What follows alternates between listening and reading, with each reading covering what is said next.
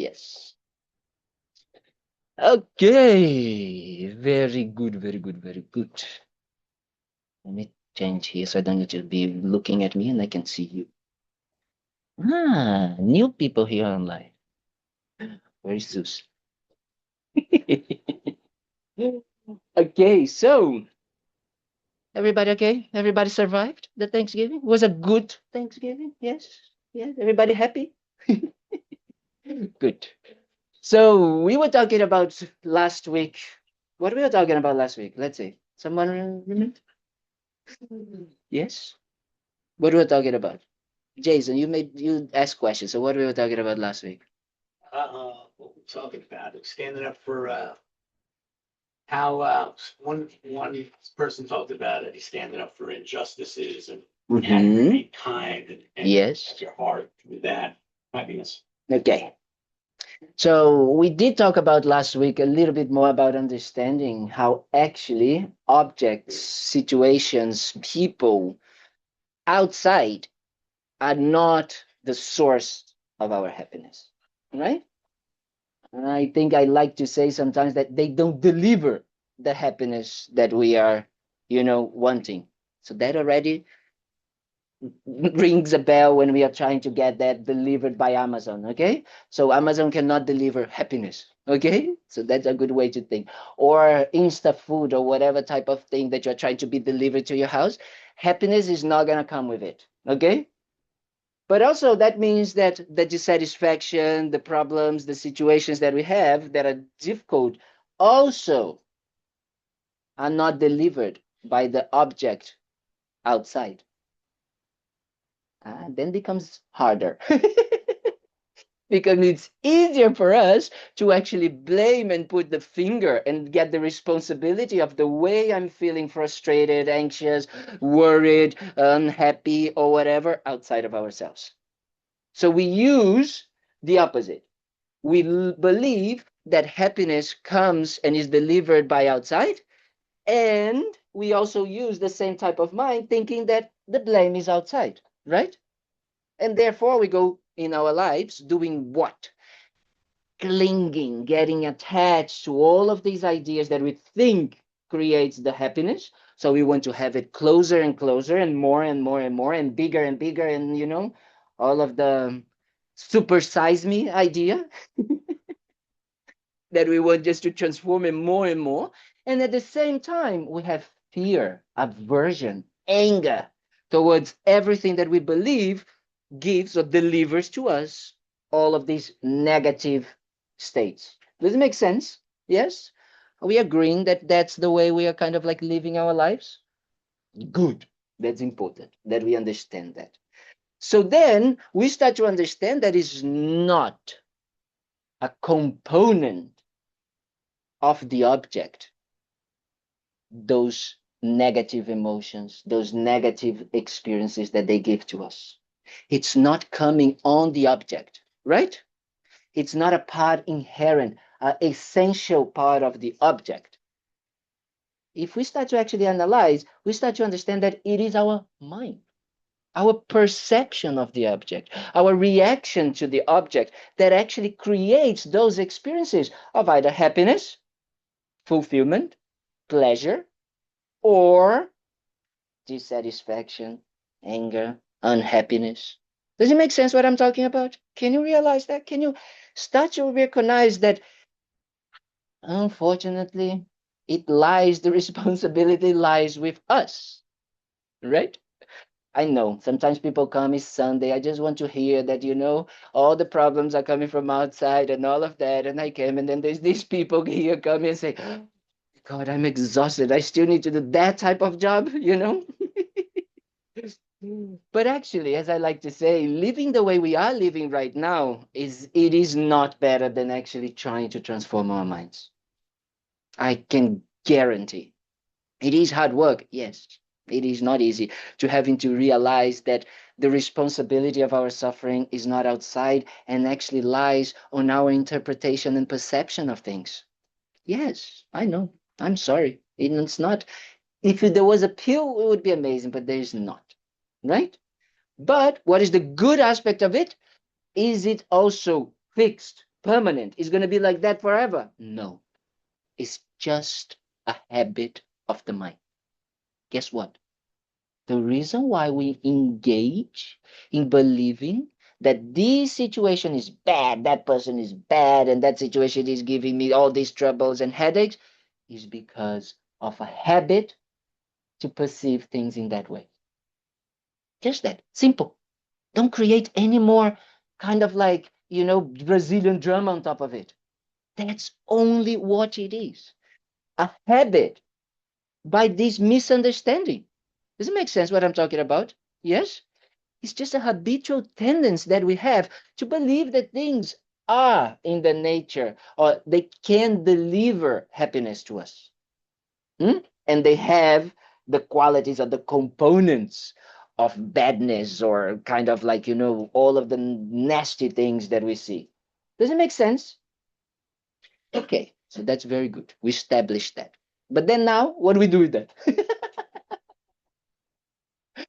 Many people come and say, okay, then I can start to understand that, yes, that is maybe, coming from, not from me, coming from my mind, not coming from the object. I've tried. I've been kind of like, again and again and again, trying to find the right partner, the right job, the right house, the right this, the right that, right? And I can start to feel and understand that maybe, just maybe, it might be in my perception, the problem. So, what we say in Buddhism, the best two things that we can do is to try to actually eliminate that habit or decrease that habit, yes, and to replace it with a positive one. Does it make sense? Yes? No? Tell me. I'm trying to apply it to my own life and my own problem, and I'm thinking, how do I turn that around? So we're gonna talk about it. We're gonna talk on your own. That's not possible on your own. You're gonna need help, tools, right? It's like if you do we have IKEA in America? IKEA? Yes. Yes. So IKEA is very smart. What they do, you go over there, you found this amazing thing, it's super nice and all of that, and you say, wow, I want that. And then they send you a box full of stuff, and you need to take it care and like, assemble it. So Buddhism is a little bit like IKEA. Buddhism is like, look, you can be like this and that, and it's so nice, but guess what? You're gonna have to assemble all of that to become that. I like this, just came to my mind. So then, so what happens is that you're gonna need to assemble yourself. Yes, transform yourself. But the good thing is that the Buddha was a very compassionate dude, so he didn't just kind of like show you the way, but he gave you tools. Why? He gave tools that are possible to be developed. Yes, not impossible things that is just like, oh no, nobody can do it. Actually, the tools are created in some ways that everybody can do it, because the Buddhist tools or the Buddhist philosophy or the Buddhist teachings, the Dharma, is everything that helps you individually to decrease and eventually eliminate these negative tendencies, yes, these negative habits, and everything that increases a positive mental state. That means freedom. It doesn't necessarily mean that you need to act in a certain way, do things in a certain way. This is like that. This is the only way. Everything is dependent on the mind. Does it make sense? Yes? So important. Rinpoche was talking about, I read, I don't think it was a book or something. There's a very nice website called Lama Yeshe, this one. Wisdom Archive, which is the archive of Lama Yeshe's teachings and Lama Zopa Rinpoche's teachings. So I sometimes go and like listen to some teachings of Rinpoche. Rinpoche was talking about the essence of the Buddhist teachings, the Dharma, the Buddhist Dharma, which is the Buddhist teaching. And that is the essence. The essence is any mental movement, mental a tool, mental action that you do that decreases your negative emotions. Yes? Your negative habits, anything, and anything that increases your positive mental state. Does it make sense? Already became a little bit easier? Yes. Good. Thank We're gonna get there. So that is very important that we start to understand then how these negative emotions create, right? These sufferings. And the main important two ones is what we talked about before, the clinging, the attachment for happiness coming from outside. Yes. And the fear, aversion that, bad things are coming from outside. Yes. Does it make sense? So understanding that this doesn't happen in this way, but actually this is depending on the way we perceive things, is the most important way for us to already get rid of that habit. Because if we see that the habit is like me saying, looking at her and projecting all of this, when we start to that ruminating, yes, ruminating about something, someone, when that is there, start to realize that there is already something over there that your perception is creating, that is making you believe that unhappiness, dissatisfaction, pain, suffering is coming from outside, or the other, happiness, whatever it is coming from outside. Yes? So realizing that. But then we need to start what we call transforming, because right now the habit is so strong that we just slide into the negative tendencies, into the negative habits. As I say, effortless, right? We don't have to make any effort to feel anger. It comes spontaneously. We don't have an anger. It can be frustration. It can be the eyes rolling. It can be, that kind of like little irritation that we have. None of that you felt during Thanksgiving with family, okay? None of those experiences, okay? None of them, none of these things that kind of like, this person again. So that feeling is what kind of like starts to let us understand, oh, wait a minute, my perception is believing in that, right? So the habit is just coming. Does it make sense so far? So it's impossible right now for us to stop that habit just saying, I will stop. Not possible, right? It's just not possible. So what we do, how is the training that we do? Replacing. Yes, we replace that negative perception, the negative mindset with a positive one. Yes. So attachment is something that is grasping, is my precious, right? It's like me. What is the mind that actually is very good, very powerful for, counteracting the mind of clinging, of attachment? The mind of generosity, of giving. Yes. However, now starts the problem. Because now we use the mind of generosity, with that clinging and the attachment still behind it, like hidden inside of the mind of generosity. Yes? So normally the mind of generosity that comes when we are still kind of like with that clinging, that attachment behind, it's like, yes, okay, I'm going to do that. I'm going to be very nice. I'm going to give this. I'm going to be generous. But then I'm going to receive something in return. Yes, the reward, that idea that is like, oh, that person is going to say thank you. That person is going to acknowledge how generous I am, how kind I am, that kind of like a mental state that starts to wait for something, right? That is the same mind of attachment thinking that is delivered by Amazon. It is still believing that I need to have that reward in order to feel happy. Does it make sense what I'm talking about? Yes? We are still believing that kind of like idea of the word thank you will give us that peace of mind. We still believe that the rewarding of someone kind of like giving us even material things or whatever is going to give us that happiness. Does it make sense? Are we communicating? Yes? Yes? So then generosity doesn't work. Then people come and say, oh no, Buddhism doesn't work, generosity doesn't work. Right? But because it is still contaminated. Yes?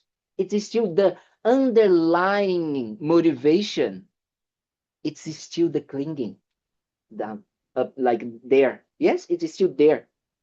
So that's why we say contaminated. It's like a virus, it's like it goes inside and then kind of like takes, and then, it kind of like contaminates everything. So what do we say is the real mind of generosity? It's a mind that actually gives without wanting anything in return. So now you're going to say, this is hard. So now it comes the tricky, the good aspect of Buddhism. The more you try to train your mind in giving without wanting to receive anything in return, the happier is your own experience. The moment that you actually, even for a second, you're in public, and then you see something that someone that you like, that someone will like that, right? And you say, oh, I'm gonna buy this to this person. That moment, how is your mind? Sad? Sure. Yes. Open, happy, isn't it? Your mind in that moment is, yes, I'm gonna do this for someone else, right? The problem is, the second later it comes, and then they're gonna be nice to me, they're gonna be doing this to me, they're gonna then we start to put all the conditions, yes, for that action to be then delivering the happiness from outside. Does it make sense what I'm saying?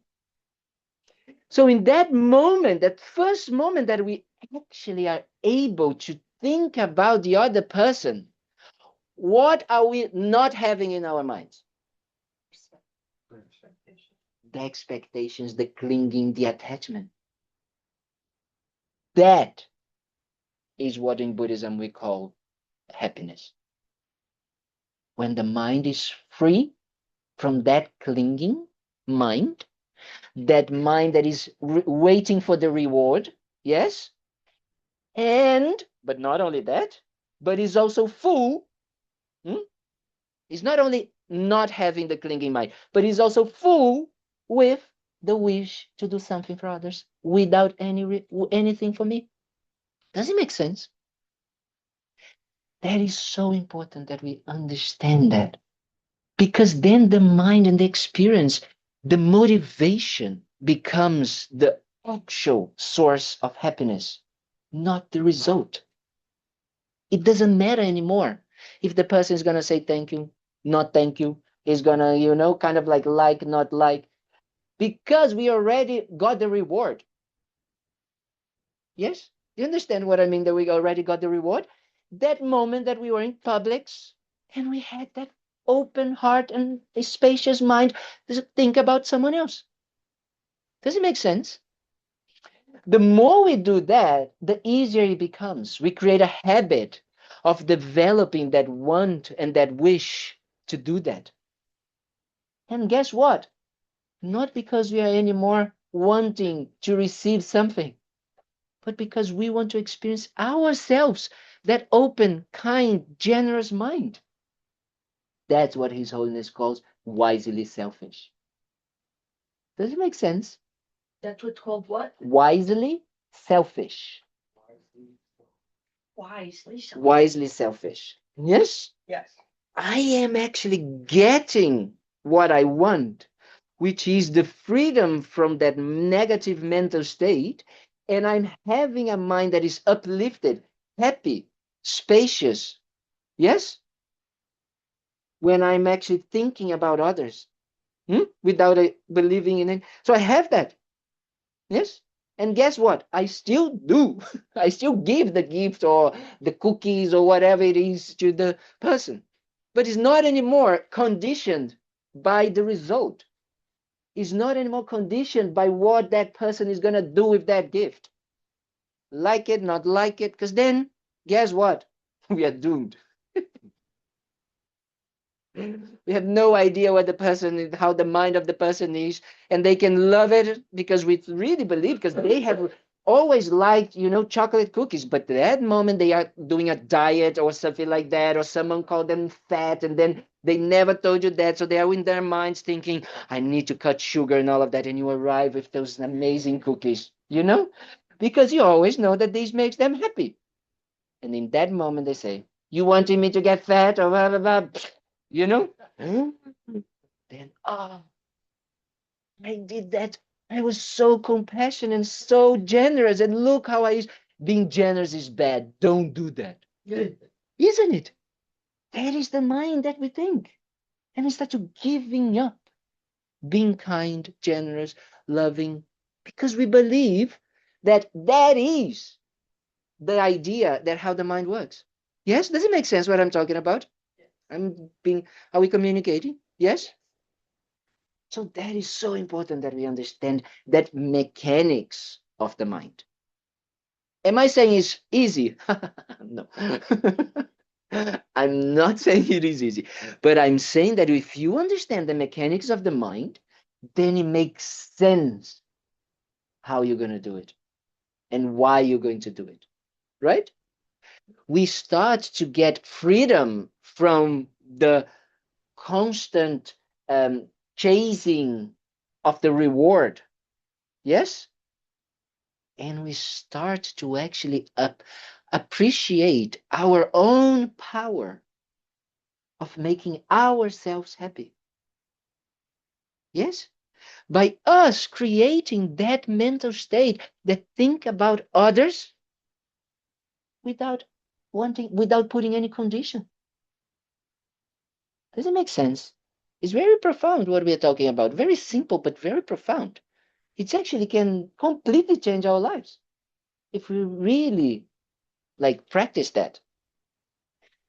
Then the other type of mind that is very special for us to replace. So the generosity is the best antidote. We call that antidote or counter effect or opposite mind. Yes, an opposite mind of the clinging. Yes. So what is the good opposite mind for the anger, the frustration? Compassion. And the big word, compassion. That we really need to talk about, because normally, again, it comes contaminated with the clinging and the anger, so it becomes stupid compassion. Yes? So we believe that, I understand, I go to the Buddhist center and the monk is talking about that we need to practice compassion. But then compassion becomes what? Doormat. I become a doormat. I do everything that others want, right? I'm kind of like becoming a people pleaser. Yes. And I believe that I need to be, yes, oh, yes, oh, no, no, no, yeah, accept everything. Isn't it? Yeah? Let's face it. So then, again, we come with the same conclusion. Compassion doesn't work. Compassion is bad. I am compassionate, and look what happens to me. People step on top of me. I am exhausted. I'm always kind of like, not getting kind of like any recognition. Isn't it? Because the mind is still coming with that idea that it is the return or the reward or the word or the gift or whatever that people will give to you in return of your actions. That is the goal of practicing compassion. Does it make sense? Are you guys? I think everybody's a bit tired of the holidays. So that is very important that we start to understand that if we act like that, we are setting up ourselves for failure. Yes? Setting up ourselves for frustration, setting up ourselves for suffering, dissatisfaction. Yeah? So what is the mind, the true mind of compassion? The mind of compassion is a mental state that wants others to be free from suffering and the causes of suffering. Big mind. Big mind. However, again, do I need to externally do something to achieve that? Or is it a mental state? Does it make sense what I'm saying? Compassion, it's a mental state. Happens in the mind. That's where it is. Here, not here, not here. So the mental state that realizes, yes, when you are in an argument and you are completely right, and the other person starts to argue and like say, and they are completely wrong, right? So the mental state that actually says, ah, I don't need to react. I don't need to have the last word. I don't need to have, like be completely right all the time. Huh? It's my mind. Is when I, buongiorno. Sorry. Sorry. Sì, per favore. No, please have a seat. Please have a seat. Have a seat. So what happens is that the mind really, it is still suffering because is still dependent of other people's reactions. Yes, it is still dependent on how people are gonna kind of like do something or not do something. It's not. Is that moment when you realize at that moment that you are thinking just about me, me, me, me, me. I am right. I am right. I am this. I have to be. Yes, I have to say that. And then you say, I don't have to. It's not about that. That won't give me happiness. That won't give me any actually benefit. But the mind that in that moment replaces, transforms, applies the antidote, and think about the other person and how they might be suffering in that moment. Because we can see that they are like angry and whatever. Yes? That mind give us freedom, space, feels real happiness. Yes? Does it make sense what I'm talking about? That is when we start to conquer our own minds. When we start to say, I am doing this because this is being good for me. I am being happy. Yes? Why? Because I am free from the mind that believes that happiness or suffering is outside. Does it make sense what I'm talking about? Yes? Yes, please. Okay. Save me. This is what I struggle with, admittedly, is that generosity and compassion. We go back to that. And I'll just use an example. Like if somebody is homeless on the street, and that happens a lot, and they're like, I'm hungry, and we have the ability, right? The financial ability to be like, we can get you food, right? Yes. We'll stop suffering for them.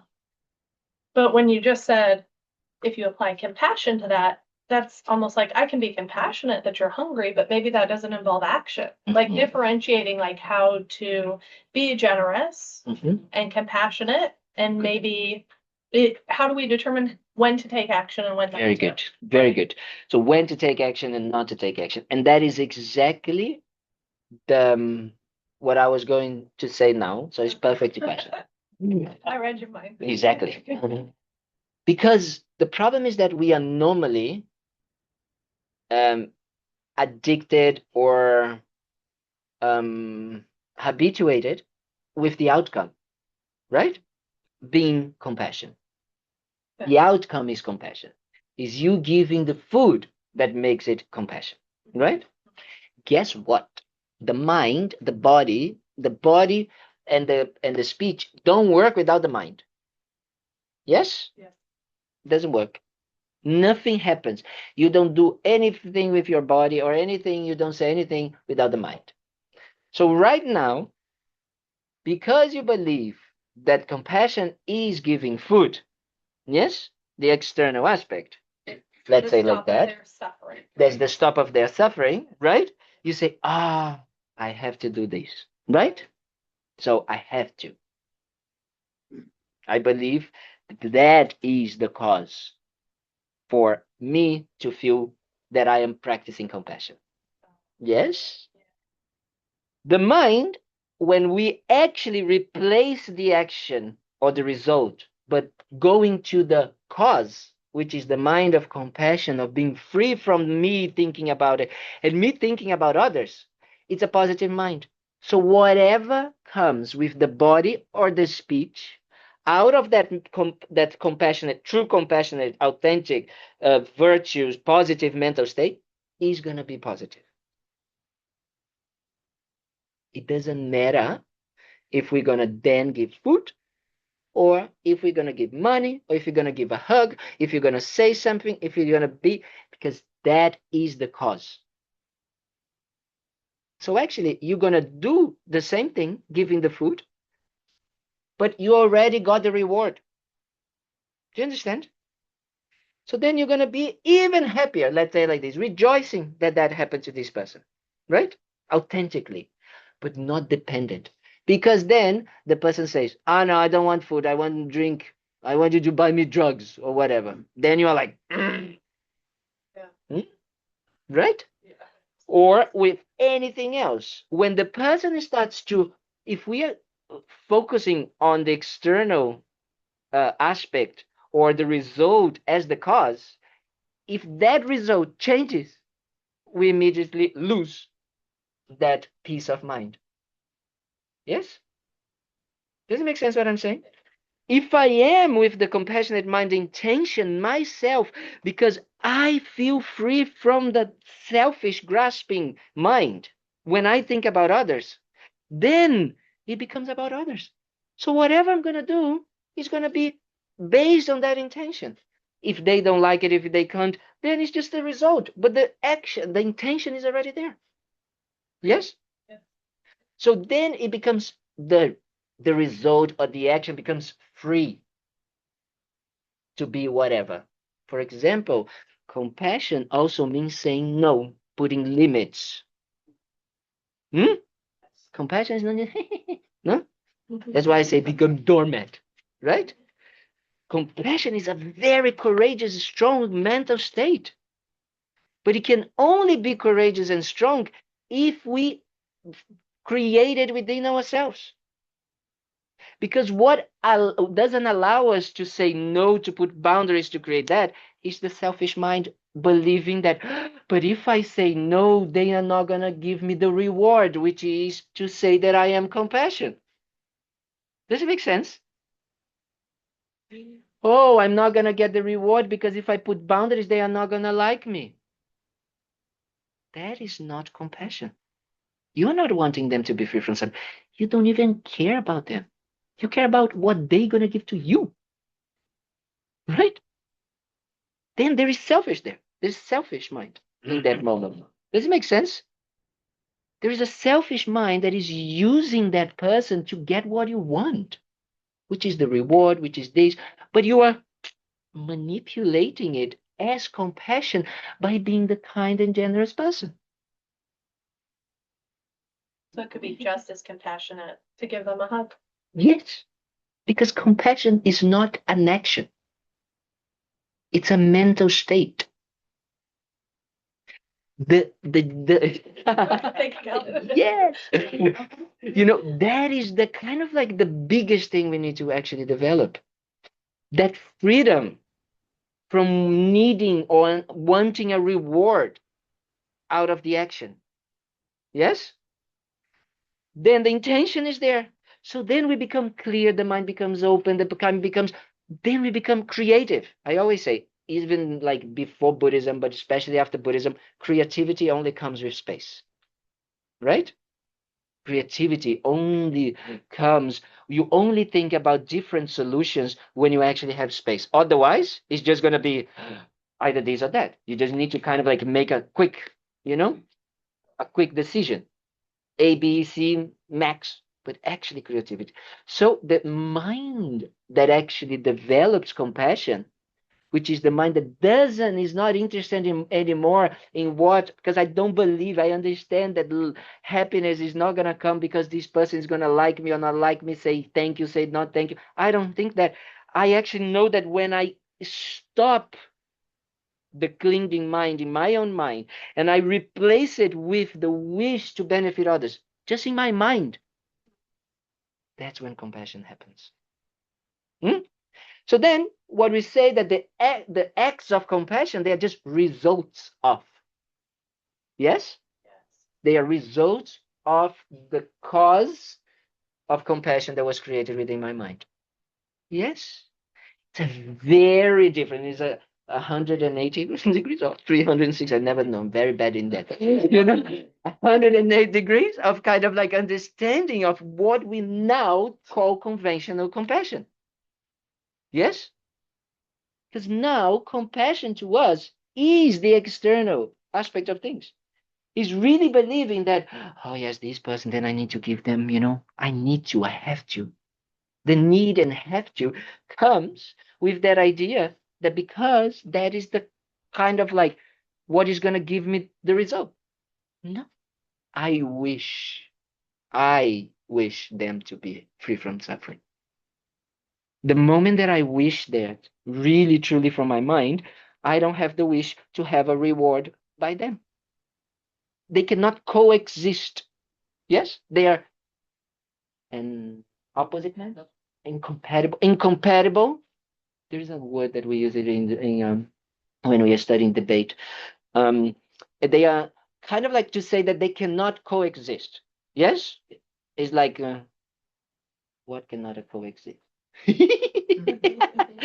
Fire and water. I don't know. Yes, so they can't be in the same mind. If I am thinking about you, I'm not thinking about me. Yes. But actually, when I think about you, I get the reward. Does it make sense? Yes. Yes. When I am letting go of that clinging mind of me, that's when I have peace of mind. But not only that, I I become full with thinking about you, your happiness. So my mind becomes open. And can you imagine when I don't think about just your happiness, but her happiness, all sentient beings' happiness, then I become fully, completely, totally happy. That is why that is the cause of happiness. We say cherishing others, thinking about others is the real cause of happiness. We got it all wrong. Does it make sense? You guys are I coming here and all of that, so we can talk more and more a little bit deeper, because we already talked about compassion and then blah, blah, blah, blah, blah. But really now going into the essence.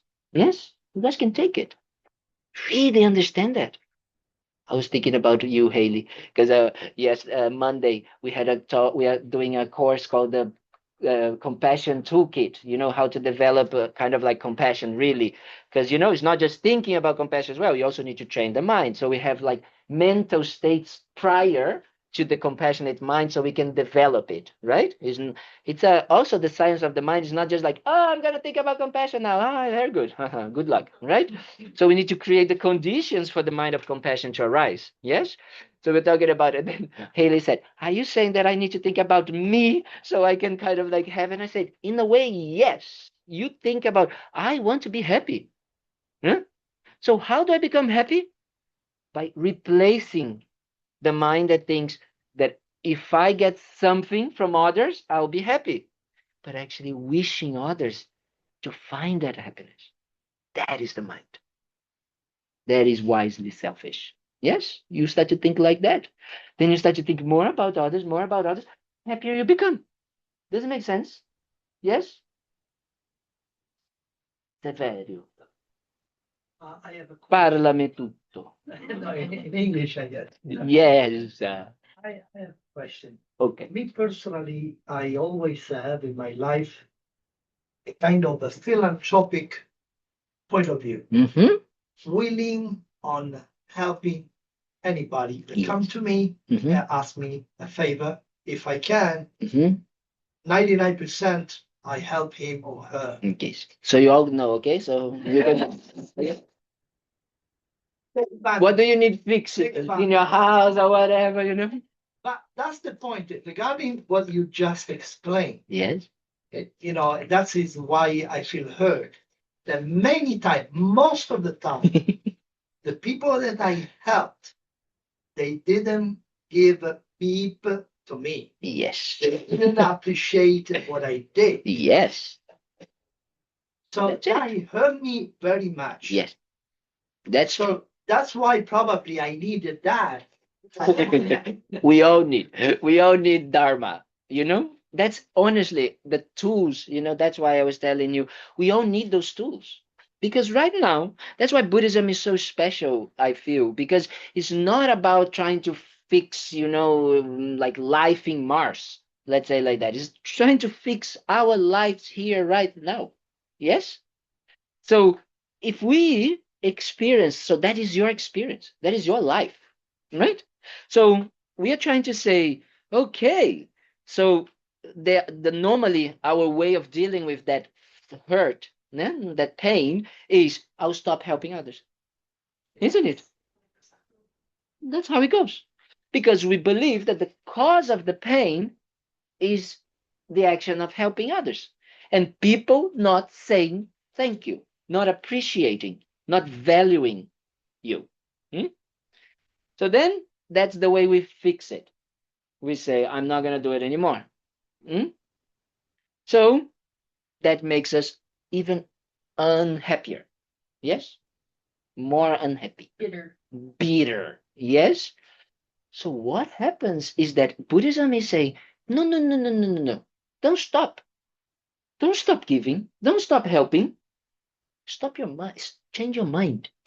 Change your perception of it.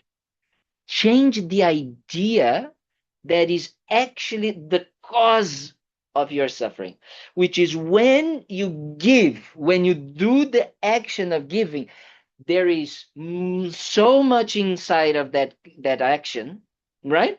Which is, I'm gonna give, and then there's a condition. Let me put it like that, because I'm gonna talk about unconditional compassion, right? So condition, there's a condition for that situation to be happy for you, happiness for you, which is that person saying thank you, acknowledging, and all of that. Guess what? You're giving the power of your own happiness to that person. And what that person is going to do, because we all have the tendency of being selfish, doesn't care about you. They got what they wanted, which was the help. Does it make sense? Yes? Yeah. So they are just being logical. Wait. I've been suffering because of that. Yes, we all been, right? So what happens is that is the problem. We put the condition as the source, as the essence, as the cause of our happiness. The condition for the person to say thank you, to acknowledge, whatever. So what Buddhism is trying to say is, if you don't do that, if you don't expect anything in return, but actually you generate a mental state that wants to give without expecting anything in return, you get the happiness that you want.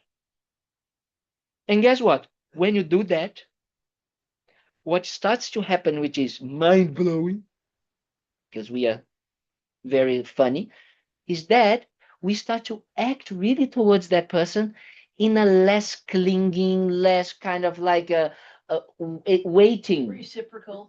yeah, but more truly wanting that person to help, to be helped. Yes. So what happens? That person feels that. So then they say thank you. Yes, because they really feel that you're giving without any strings, any conditions. So the person feel, wow, we are not used to. Why is so powerful to be around these teachers around His Holiness? Because they don't have that. They see you, they love you without any wanting in return, anything. That is why, honestly, look, I'm getting emotional because I'm a butter, but because the mind, we are not used to it. We are not used to having someone that wants to give or that loves us without wanting anything in return. That's what touches us so much. Huh? We don't believe in that. We don't believe it's possible. Right? What about if you feel to be exploited? If we, But exploited is because, again, we are believing that the external aspect is the responsible. Right? We are not putting boundaries or saying no or anything like that because we are still either fearful of the result, right? Fearful of the reaction, or because we are clinging to a certain idea of the person, a reaction for the person. We are giving all the power outside. this society is very manipulating. Nobody said it was easy. Yes, dear? My question is related on her question on peace. Very good. Because in this case, it's from her heart. I'm improving of English, so slowly. In his case, the people come to ask money to him Or anything or to anything. fix the light. Yes, yes. And I understand what you answer, but what about the feeling? Because I understand sometimes happen to me that it's easy to feel they are abused about the situation, right? So it's a conflict because I want to give, but and no expectation, but at the same time you're feeling this is already an abuse about what are they asking for. So you're saying that is abusive. They coming to you and asking for something, right? Because they say, because you have money, then I'm gonna ask her because she has money. Yes. Yes, so she's rich. She doesn't need it anyway. Yes, so I'm gonna ask her money. Yes, Or something like this. 2-3 times or too much. I mean, really not. You understand? Yeah. So what happens? What is stopping you to say no? Because you believe that if you do that, yes, they're gonna see you as not compassionate, as not generous. Maybe they are your friend, your family, or something like this, and they might stop talking to you. They might stop doing this, stop and doing that, because you believe that they are the cause of your happiness or suffering. The outside. Yes. So That is the problem. You said, learn how to say no. You learn how to say no because your mind, you need to do it in your mind. The moment that you let it go of the mind that believes that whatever that person is going to say, yes, no, I love you, I hate you, whatever it is going to make you happy. You understand? Yes, it's Whenever you let that go, and then you say, so I want this person to be free from that, free from all the suffering as well. So if me helping them actually is going to make them more cringy, more kind of stingy. What did I say? Cringy. They stingy, more like this. Then I say, well, wait a minute, that's not helpful, right? So I'm gonna say no, and it doesn't matter the reaction. If it's gonna come a hurricane, if it's gonna come, I just say whatever, ghosting you. Yes, like I never talk to you again. It's okay, doesn't matter anymore. You already experienced the freedom from that fearful mind, right? That is believing that the happiness or the suffering is going to come when that person says no to you. Yes? So you already experienced the result that you want, which is an open mind. Yeah? So then you have clarity to actually say to them. You have less attachments, conditions. To do what you might feel it is the right thing to do in that moment with the knowledge and wisdom and understanding that you can have, with the creativity you might have, right? So you just do it, but you don't have anymore the fear of like, I cannot say no. I cannot, because those are the patterns, right? What is the patterns that makes our identity? It's just that. Oh, I'm afraid that if I say no, that person is gonna not like me. So that is the pattern. That is the way we react. So what we are trying to do, break that pattern. Does it make sense? Yes. Could be cultural attachment too. Well, I'm not saying the patterns, they have conditions for them to arise. The cultural is gonna be one. Yes? But they are conditioning. But the mind, it's in the mind as well. Right? Your own mind is the creator of that. That is the most important that we always talk about. The mind is the creator of happiness or suffering in Buddhism. Sweetheart, Patricia, you wanted to say? Related Or relate to what is she saying?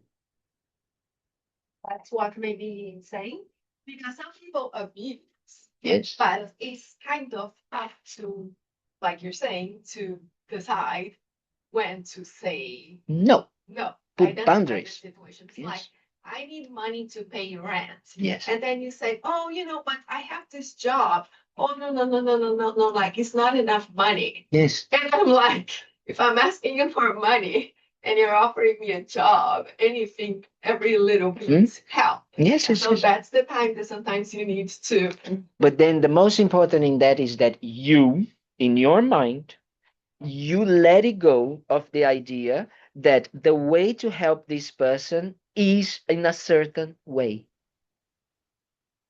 That is the 180 turn that we are doing, right? Because right now, what we are believing is that the result is the cause of our experience, right? So whatever the person is going to say. So what happens is that it's a very tight mind.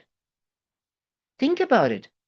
We are saying that this is the only way that this person can respond to this idea. Huh? That's what we are doing, right? We are deciding for the other person how they should react to what we're trying to give to them or what we are trying to say. Do you understand? We are saying, if you don't say thank you, or if you don't act like this, if you don't do that, you are wrong and you're ungrateful, you are not this. Guess what? Good luck. Good luck. People don't have control of their minds. You don't have control of your mind. How are you going to react? Again, if you are like, not so good, someone, you always like cookies, that day you might react, I don't want cookies. Why are you giving me cookies? No. Does it make sense? Yes. Along the same line. Yes. I'm loving this discussion. What I'm feeling inside is not about, if you don't like me because I say no, that's fine. I can't handle watching your suffering. Good one. That's that's why I don't say no when that person is asking me for money again. It's not about that if I say no, then I have to watch your suffering. If when you say no to that person and you feel in peace, then it's a compassionate mind. But if it is about you not going to your discomfort of seeing someone, that is about you. And that is a very difficult mind.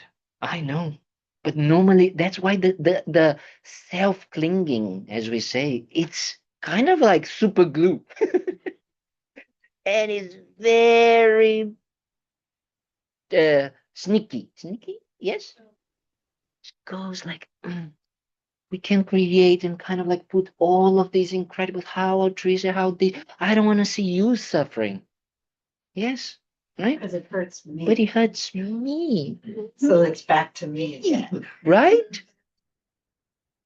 I know it's very subtle, but it is different, right? That's what I'm saying, is when we take out that mind of whatever happens to me, let's say like this, really take it out, right? And we think about the other person only, even if it is for a second, the mind is, there is no tightness, there is no suffering, there is no kind of like worry, there's no worry, there's no fear, it's a courageous, bold, kind of like open-hearted experience. Yes? Does it make sense?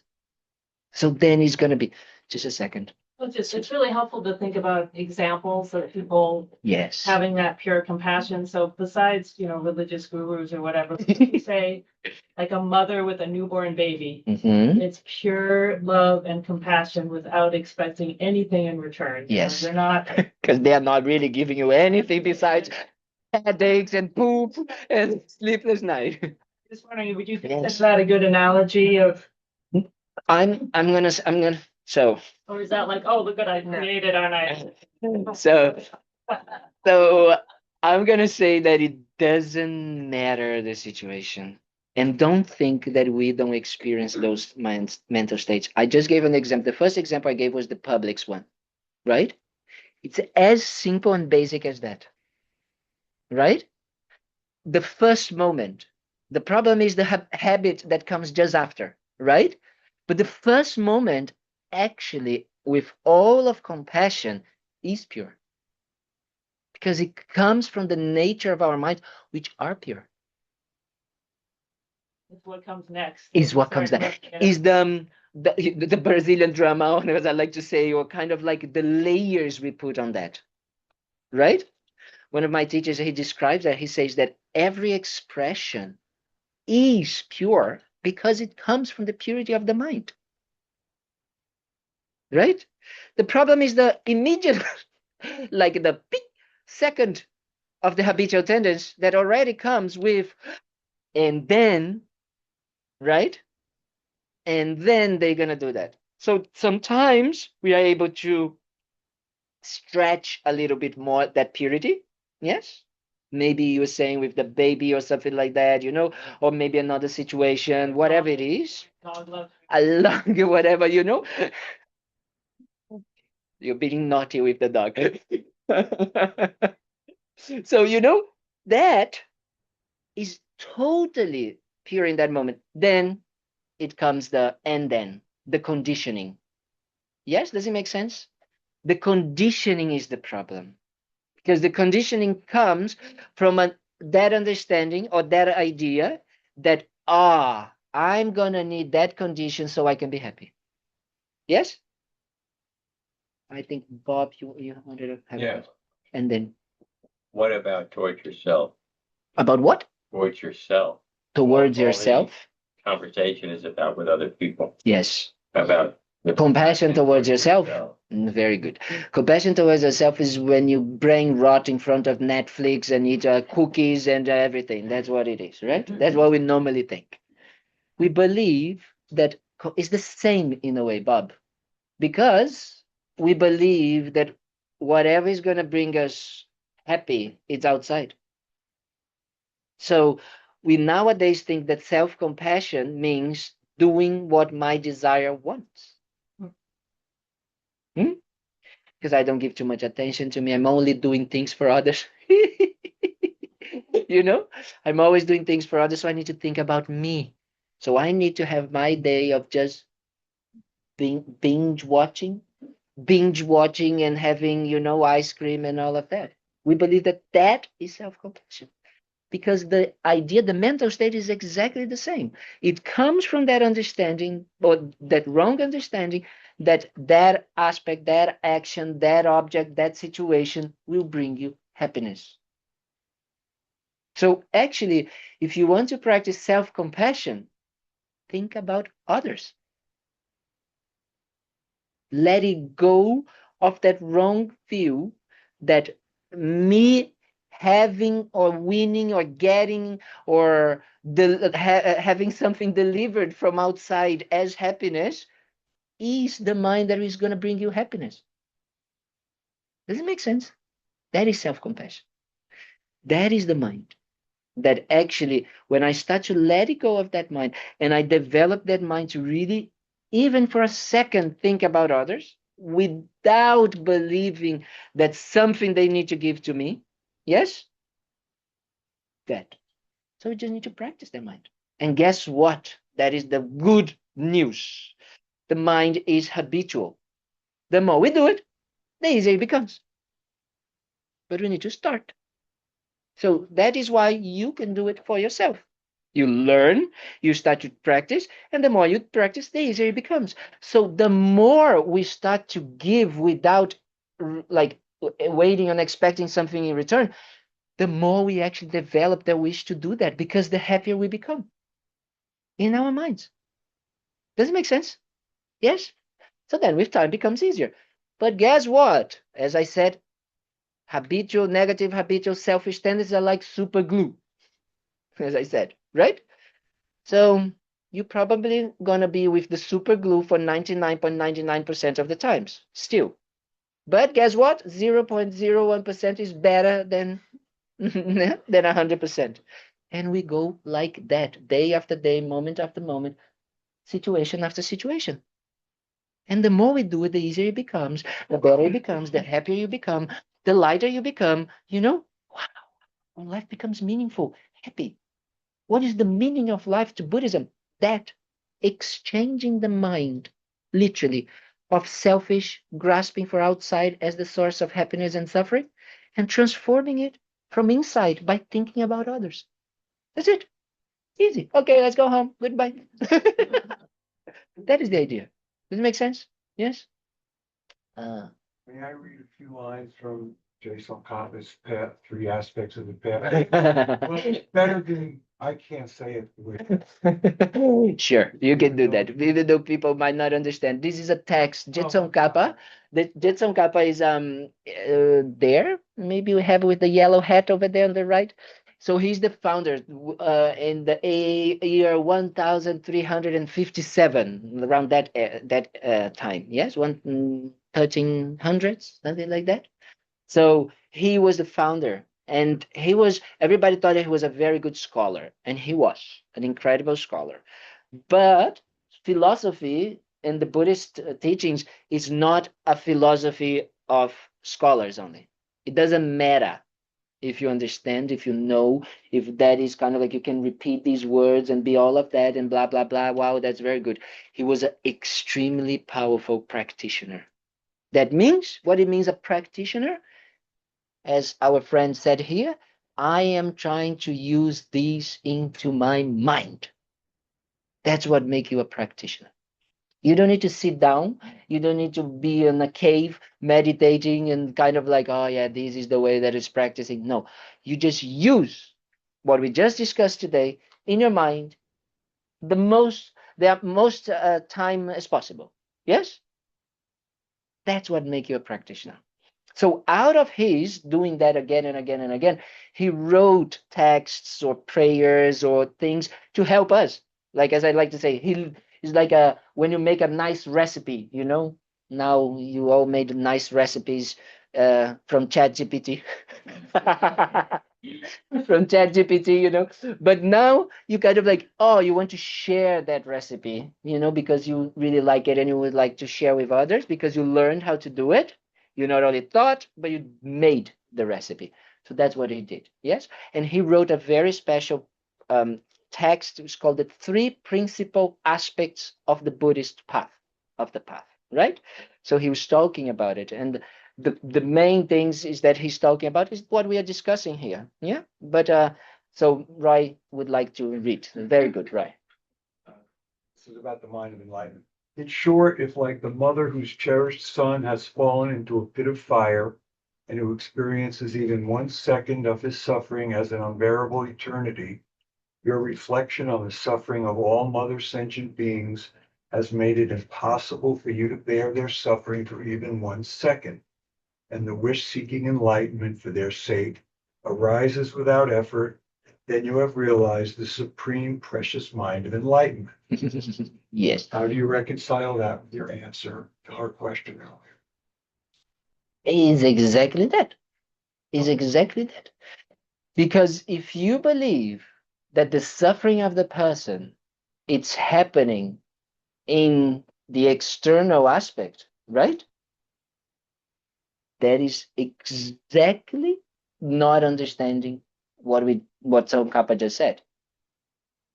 You can't right now with your own mind cherishing yourself actually help the other person to eliminate their suffering mind. because you don't do it anyway. You never will do it. You will never eliminate the negative mental state of others. Ever. Because otherwise, You never what? will eliminate the negative mental states of the negative habits of others. Right? Because otherwise, the Buddhas would have already done for us. Otherwise, like Roy's argument is saying that Buddhism doesn't work in that way. That the Buddhists don't have that. That is what we need to understand. We need to take care of our mind. And by taking care of our mind, we can help others. So they can take care of their minds. Yes? So in this case, it's the same thing. If I develop that unbearable wish to really want others to be free from suffering, I'm going to develop in myself what? The wish to say, how do I then do that? What is the best way for me to accomplish that goal of wanting to others to be free from suffering? Yes? Which is their negative mind, which is creating. The mind of enlightenment, the mind of becoming a Buddha. That's being completely unselfish. This is, which is a mind, it is absolutely free from selfish, right? But guess what? It's very hard for us to develop that mind. So we need to practice, right? We need to go practicing and practicing and practicing and practicing. But we can achieve by understanding that if we can achieve with one being, like the mother or with the child, if you can develop that selfless attitude with one being, you can actually develop with all. Because the mind is there. It's the same mental state. Does it make sense what I'm saying? So that's what he's trying to say. He's saying, use it and realize it and perfect it with one being, and you're going to be able to do that with everybody. And that's why you become happier and happier and happier. Because we start with one person, and then we start including others. And then the more you include others, the happier you become. Because it's less about you, your happiness, my this, my that, me expecting of each of you to make me happy. It's me having that mind that is free from that and full of, oh, I hope this person can be happy. I hope this person can be happy. I hope this person can be happy. And then the more I develop that mind, the more that mind is my normality, the more creative and skillful I become in how to do that. So I'm going to not only give food, but I'm going to sit down, talk to this person, say, why are you on the street? What can I do to make you out of the street? Right? So, and then I'm not going to just do that. Then I'm going to say, okay, but why do you suffer so much with this mental state? Then I'm going to help them to do this. And then I go like deeper and deeper into the levels of help, let's say like that, externally, right? But guessing what? We can't help them to internally to change their mind. Yes, we can help out externally and we should, right? But we can't. Does it make sense? Yes? Say that in accordance with it. Yes, Rebecca? Online people, no questions? Okay. Also, I think it helps with the attachment of the outcome or your expectation is to try to realize that most of us don't really know what's helping others. What they really need, so much of it is dependent on our perceptions of yes. What this person should do that or shouldn't. Yes.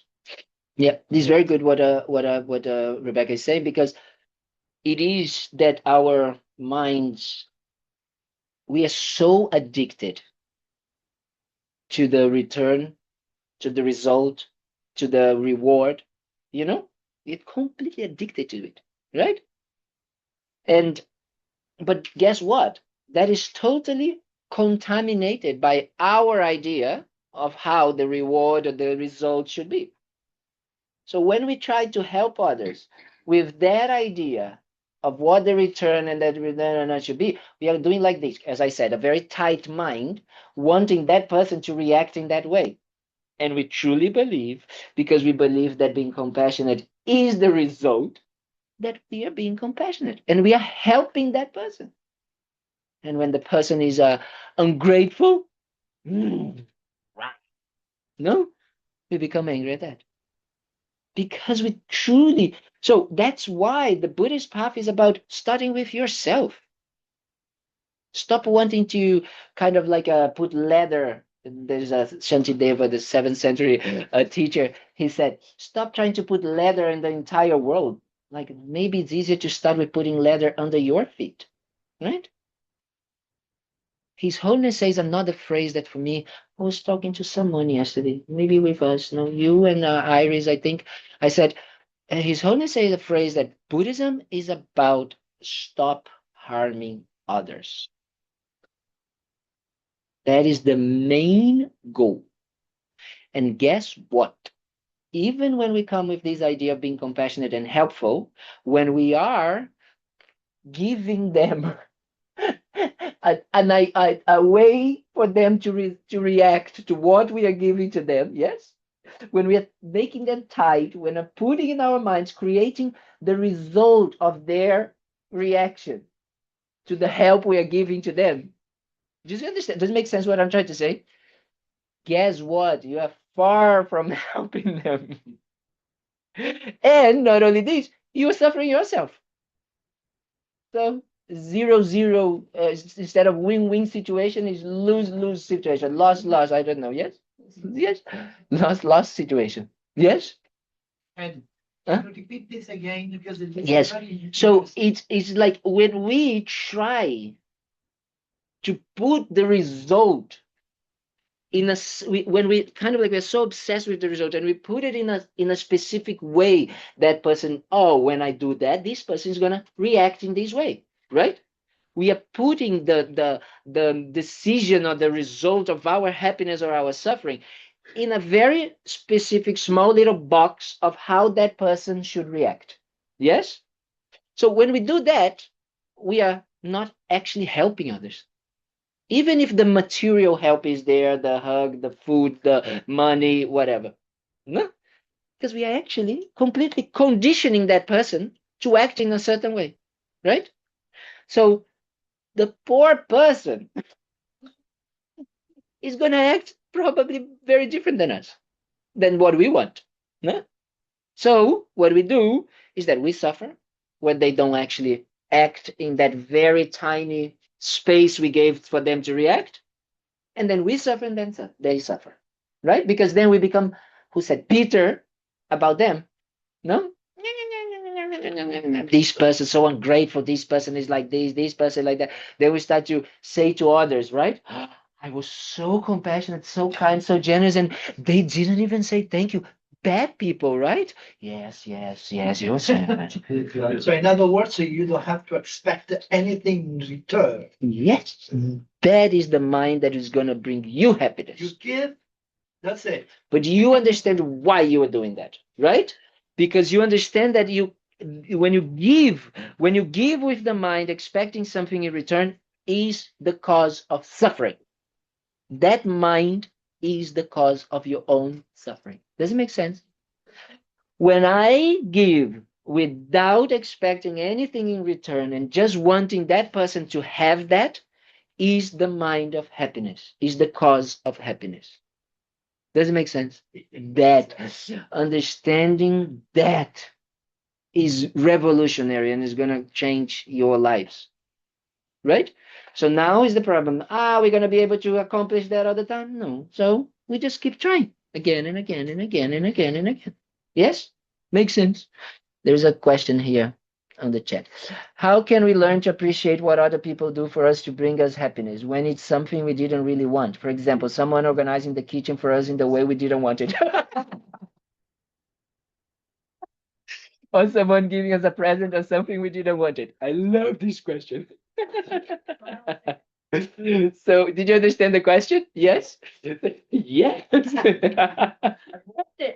Huh? I've lived it. You live that all the time. Well, the problem is that we are still believing that what is going to bring us happiness is having the kitchen arranged or clean in a certain way. Right? That is the clinging mind. The clinging mind is believing that the object, the action, the situation, the whatever it is outside is the source of happiness. Or that the clinging or the mind that is kind of like fearful of kind of controlling or whatever, that doesn't have what it wants in the way it wants, because believe that that way is the cause of suffering, you know? If I don't have it in the way that I want, I'm going to suffer.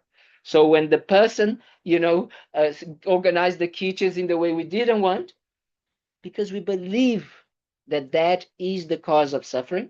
Does it make sense? No, it's because you We can't find the suffer. spatula.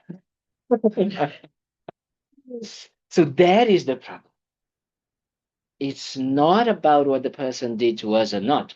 If we actually have the mind that understands that that person is trying to please us, because we normally believe, yes, we believe that actually having the kitchen arranged brings us happiness. So the person, when they are trying to give us that, they are actually trying to love us. I always like to tell this story. When I decided to leave my job, in finance and all of that, 12 years ago, and my godparents, they have a job, a company, and they always wanted me to work for them, right? And that was very hard for my godfather. Like, he was really counting on me, let's say like this, to continue, right? He worked his entire life. He came from very poor, very, very, very poor, and he created this incredible company. And then he has one son, and then he always had, they both of them together are going to continue that. So when I decided to leave, and then some years later, I decided to become a monk, he said, go on. But and he always kept saying to me, "Oh, you always can come back. You always can be here. You always have a day here." And I, in the beginning, was like, "When?" Like, blah, blah. Or, being generous sometimes, saying, "Oh, you want to come? I'll pay for your ticket to come home if you want." Kind of like in his own way, trying to hook me there, And at some point, I was doing a retreat, and I was meditating on love, on compassion, and I said, he believes that this is happiness, right? He believed that having his life, that doing his job, that all of that is happiness for him. That's what his definition of happiness is.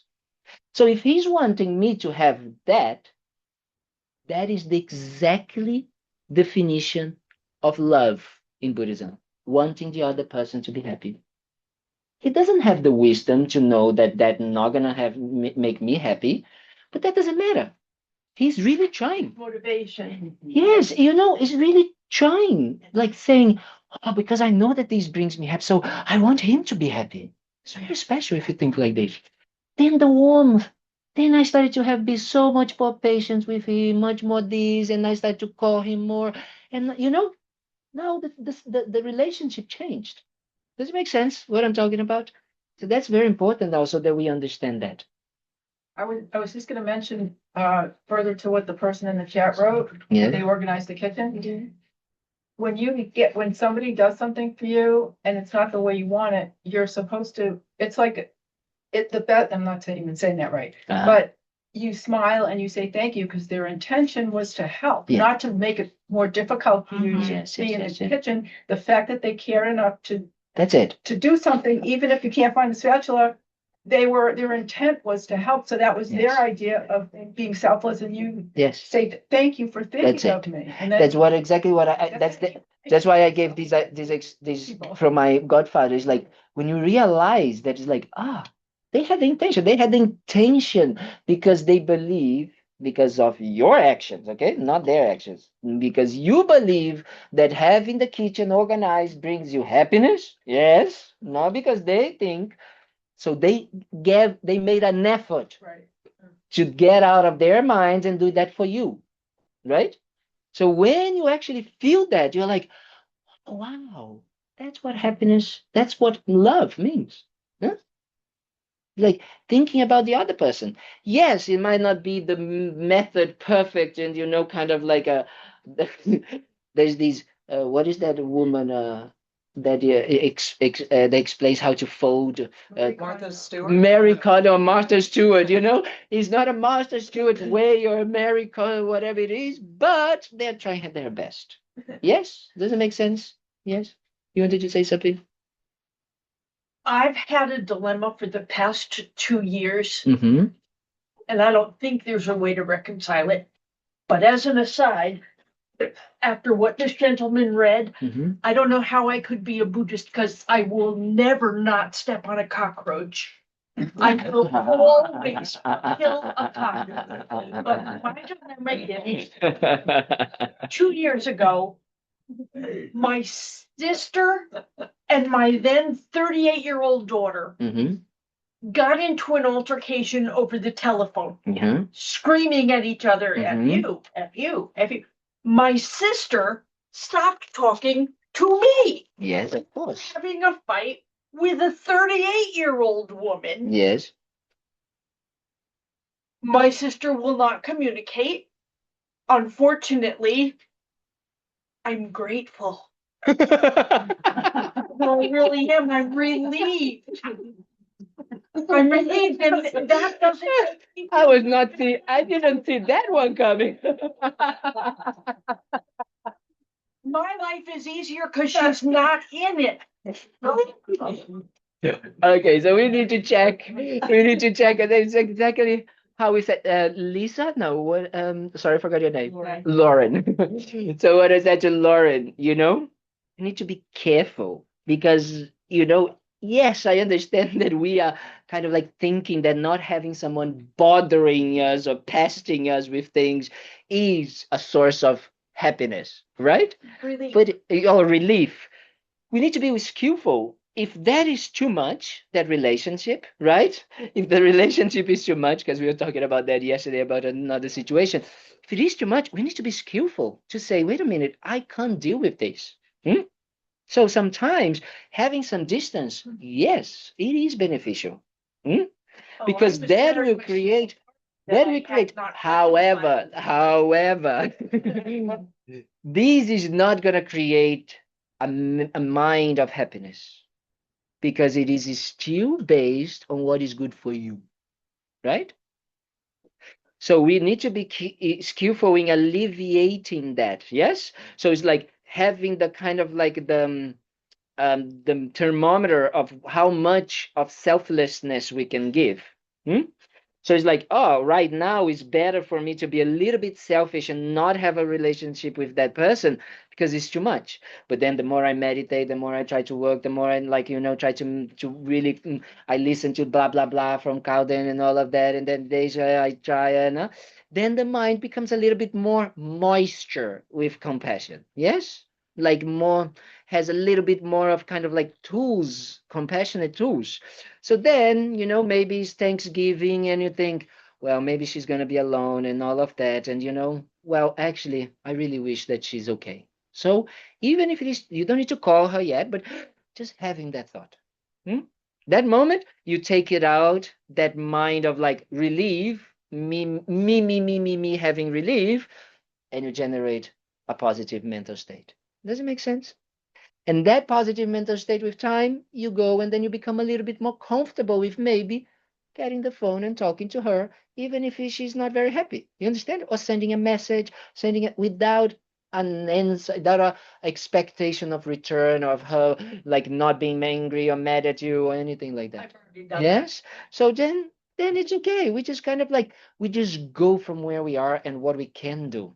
But it's just understanding that keeping that mind of oh, I can't deal with that. I, me, all the time actually sometimes makes us more bitter and more isolated and more closed and more this than actually more happy and calm and peaceful. Yes. So just that. Just pay attention. Just that. Yes, Venerable Kalden. Yes. The same idea.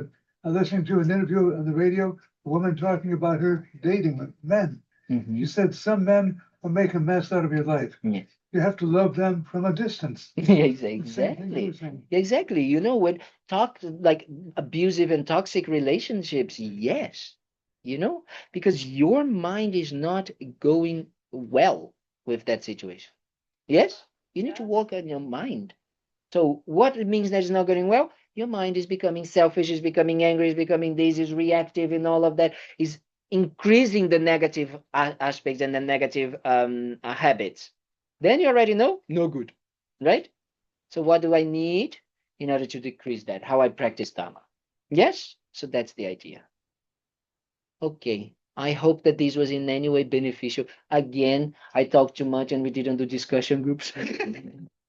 The online people like it because normally when we do discussion groups they vanish, but you know, so but we just try to use or to discuss with yourself, let's say like that. Yes, what we call contemplation. Try to contemplate of what we discussed today.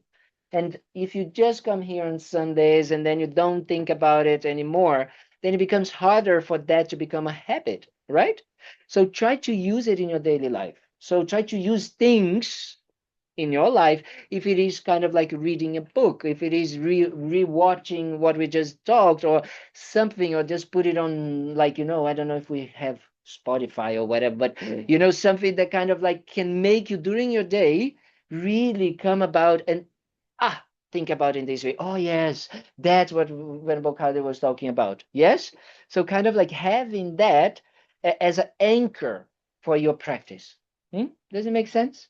So I that's the only thing, like as a contemplation. If you not cannot have this, so this becomes, I don't want to call homework, but it's like some type of homework. Then you go out with something and you try to apply that in your mind. Yes.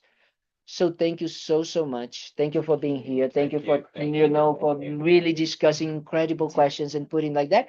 Most importantly, use all of this benefit that you took for this class and try to help others, right? Try to really change your mind. Try to really at least not harm them. That is already good enough. Okay? Have a wonderful day, wonderful